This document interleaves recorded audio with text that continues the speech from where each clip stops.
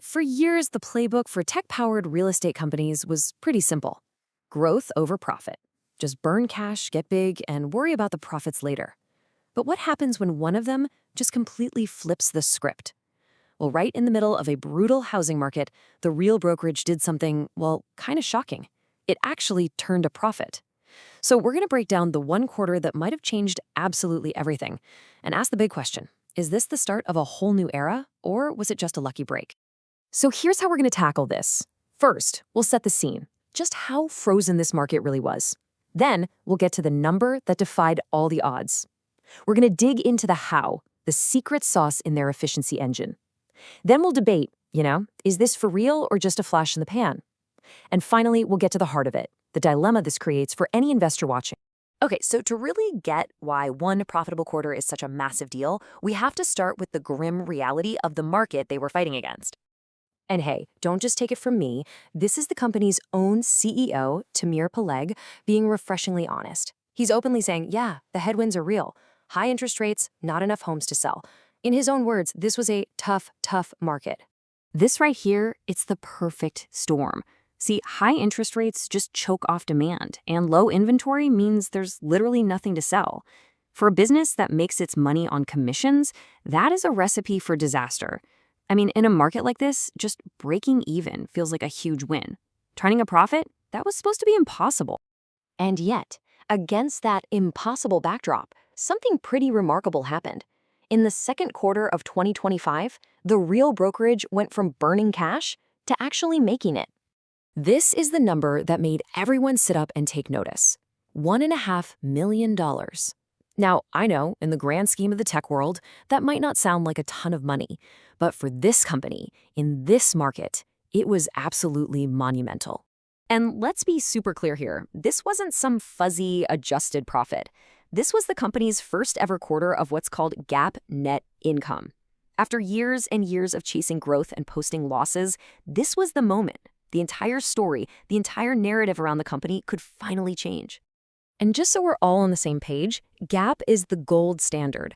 This isn't some made-up, feel-good number where you conveniently ignore a bunch of costs. No, this is the real deal, by-the-book profit. It means after all the normal, standard expenses were paid, there was actual money left over.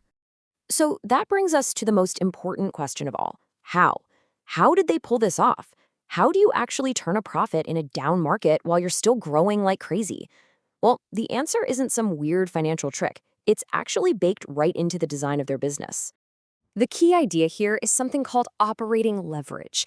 Think about it like this. A traditional brokerage has to open a new physical office with rent and staff and all that every time it wants to expand. It's super expensive. Real's tech-first model is built to add new agents without adding nearly as much cost. The whole goal is to make your revenue grow way faster than your expenses. And when you finally hit that crossover point, profits can just explode. And here is the proof in the pudding, $555.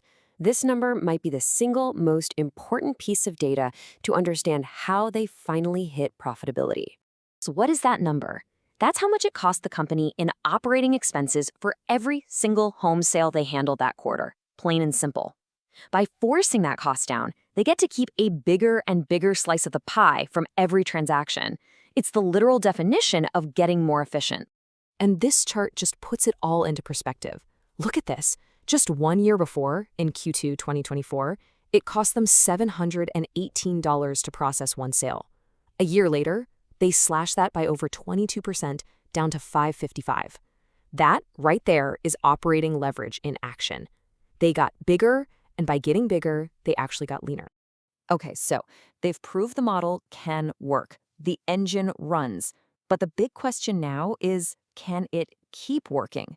Was this a one-time fluke, or is this the beginning of something really sustainable?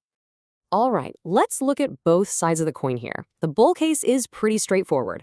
The efficiency engine is real. They proved the operating leverage works. And, this is crucial, they're still attracting agents like crazy, up 42% in just a year. More agents should mean more deals to feed that super efficient machine. But the bear case is just as compelling. Come on, one good quarter doesn't make a long-term trend, and no matter how lean you are, your business still completely depends on people buying and selling houses in a really volatile market. If the housing market gets even worse, all that efficiency might not be enough to stay in the black. You see how this split between the bulls and the bears creates a real problem, right? If you're an investor trying to figure this out, what do you do with this info? How do you weigh a business model that's proven it can work against a market that's, well, completely unproven? Ultimately, it all boils down to this one question. Has the Real Brokerage finally cracked the code for profitable growth in real estate? Or is this just one little green shoot, one positive signal in a huge ocean of market uncertainty? Do you bet on the company's machine, believing it can weather any storm? Or do you bet on the market and stay cautious? That's the multi-million-dollar question, and honestly, the answer is going to define the next chapter for this company.